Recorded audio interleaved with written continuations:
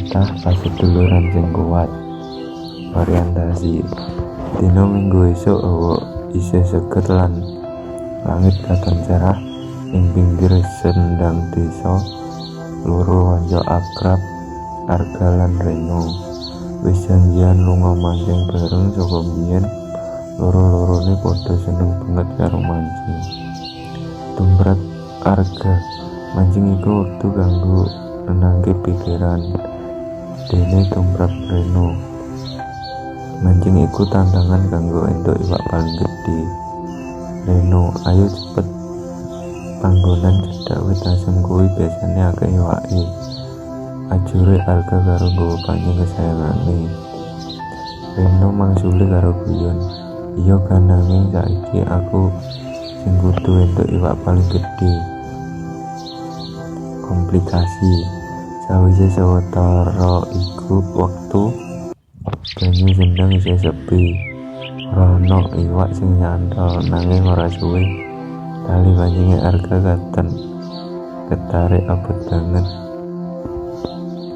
Dheweke langsung nyeluk Reno, iki iwak gede banget, tolong aku narik bareng, ujare Arga semangat. Reno langsung mlayu nyedak lan nyekel gagange pancing saka mburi. Nanging amarga kesusu lan semangate kakean, dheweke narik kanggo tenaga gedhe banget nganti krak. Pancing iku patah dadi loro. Arga kaget lan kelingan yen pancing iku warisan saka bapake sing wis ora ana. Dheweke langsung murung lan meneng. Reno, iki pancing warisan bapakku, kok kowe ora ngati-ngati, ujare lirik. Reno langsung nunduk raine pucet.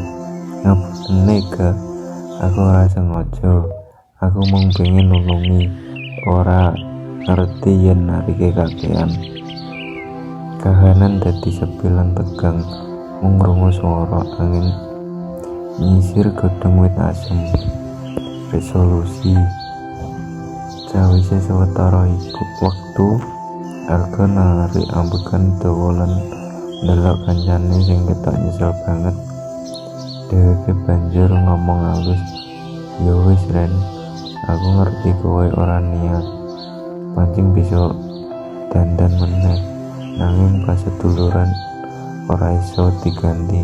Sing penting kita tetep kekancan apik. Reno katon lega banget.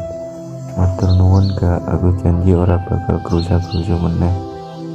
Dheweke banjur padha guyu tipis, ngresiki piranti pancing lan mutusake bali karo ati sing luwih legawa. Udah wit saka kedadean kuwi, Reno dadi luwih sabar lan ngati-ngati nalika mancing. Arga uga sinau yen ngapura iku luwih penting timbang nesu.